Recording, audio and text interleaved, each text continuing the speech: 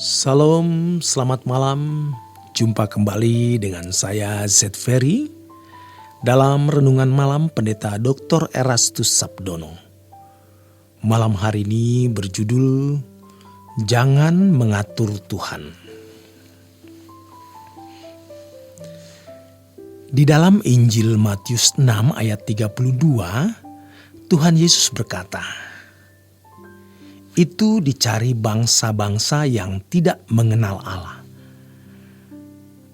Apa maksud pernyataan Tuhan Yesus di situ sebenarnya? Tuhan sedang berbicara dalam konteks kekhawatiran. Jangan kamu khawatir apa yang akan kamu makan, kamu pakai, dan seterusnya. Semua itu dicari bangsa-bangsa yang tidak mengenal Allah. Akan tetapi Bapamu yang di surga tahu bahwa kamu memerlukan semua itu. Maka pertanyaannya, apakah kita tidak ikut mencari makan dan pakaian itu? Kita juga mencari. Tetapi maksudnya adalah hal makanan dan pakaian tidak menjadi tujuan hidup kita. Di ayat 26 dikatakan, "Pandanglah burung-burung di langit yang tidak menabur dan tidak menuai, dan tidak mengumpulkan bekal dalam lumbung, namun diberi makan oleh Bapamu yang di surga. Bukankah kamu melebihi burung-burung itu?" Ada bagian yang burung-burung itu harus lakukan, yaitu terbang lalu mematuk atau mengambil makanan yang tersisa. Bagian manusia yang harus menanam gandum, bagian manusia yang harus bekerja untuk menumbuhkan, artinya menanam gandum dan lain-lain. Itu bukan bagian burung-burung. Burung tidak bisa menanam. Tetapi burung punya bagian, yaitu ia harus terbang untuk mendapatkan makanannya. Demikian pula kita. Ada bagian yang tidak bisa kita lakukan. Tetapi ada bagian yang kita lakukan, yaitu kita bekerja mencari nafkah. Di luar itu adalah bagian Tuhan. Bagian kita adalah berusaha memasukkan lamaran pada berbagai pekerjaan, mencoba usaha kecil baru, mencari peluang untuk berbisnis, dan sebagainya. Bagi yang punya bisnis, membuka kantor, memiliki hubungan dengan luar negeri, ekspor impor, dan lain sebagainya. Itu adalah bagian kita. Tetapi memang ada bagian-bagian yang tidak bisa kita penuhi atau tidak bisa kita lakukan. Dan kita percaya itu adalah bagian Tuhan. Seandainya kita tidak minta pun, Allah tahu bahwa itu bagian Allah. Di luar kemampuan kita, jangan coba-coba mengatur Allah. Kemudian kalimat itu dicari bangsa-bangsa yang tidak mengenal Allah. Artinya memang mereka menjadikan semua itu tujuan. Berbeda dengan kita sebagai orang percaya, di ayat 33 dikatakan, "Carilah dahulu kerajaan Allah dan kebenarannya, maka semuanya itu akan ditambahkan kepadamu." Banyak orang Kristen yang salah melangkah. Jika mereka berdoa, mereka hendak mengatur Tuhan dengan doanya. Seperti misalnya, "Tuhan, tolonglah supaya usaha ini jadi begini, jadi begitu. Tuhan, tolonglah supaya rumah ini jangan disita.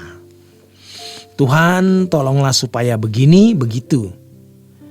Sebenarnya kita tidak perlu mengatur Tuhan begitu rupa. Bahkan tidak jarang karena terlalu memaksa, akhirnya kita sendiri yang memperoleh kesulitan dengan pilihan kita.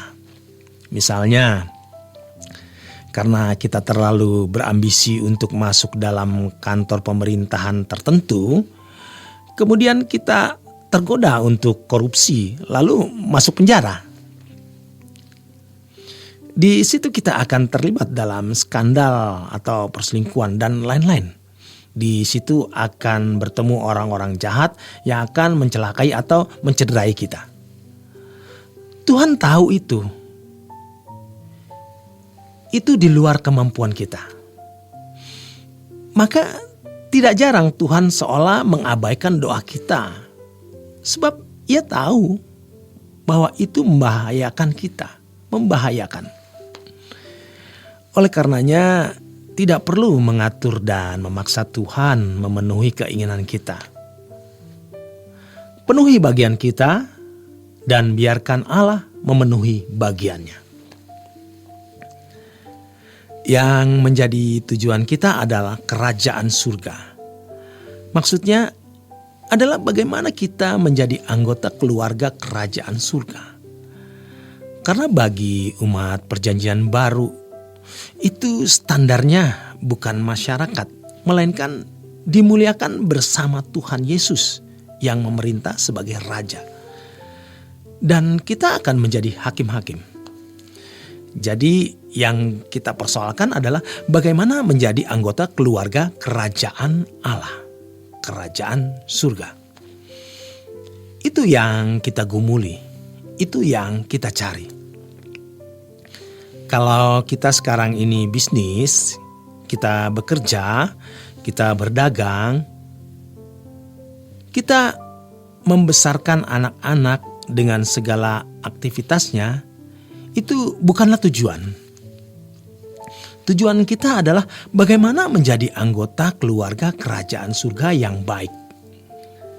Bagaimana kita terus membenahi diri supaya pada waktu kita menghadap takhta pengadilan Allah, kita dijumpai berkenan. Itu tidak mudah, itu berat, itu paling sulit. Jangan dibalik. Jangan merasa mencari uang itu lebih sulit, mencari jodoh itu lebih sulit, membangun karir itu lebih sulit, membangun usaha atau meraih gelar itu lebih sulit. Yang paling sulit itu bagaimana berkenan di hadapan Tuhan. Maka yang lain tidak usah dimohon atau dimohoni juga. Allah akan memenuhi bagiannya. Di luar kemampuan kita, Allah akan memenuhinya. Kita punya bagian, Allah juga memiliki bagian yang tidak bisa kita lakukan. Jadi jangan mengatur Tuhan. Sekarang mari kita penuhi bagian kita, bekerja dengan rajin dan giat, menjaga pola hidup, pola makan yang baik. Itu bagian kita. Di luar ini, Tuhan yang bertanggung jawab. Jangan sampai kita malas dan sembarangan dengan pola hidup, dengan pola makan. Sebab nanti kita akan menuai apa yang kita tabur. Lakukan sebaik-baiknya apa yang menjadi bagian kita. Allah akan melakukan sebaik-baiknya dan sempurna apa yang menjadi bagiannya. Terlepas dari hal tersebut, fokus kita harus langit baru dan bumi yang baru. Bagaimana menjadi anak-anak Allah yang berkenan di hadapan Tuhan. Demikian kebenaran firman Tuhan malam hari ini. Selamat berjuang, selamat beristirahat. Tuhan memberkati.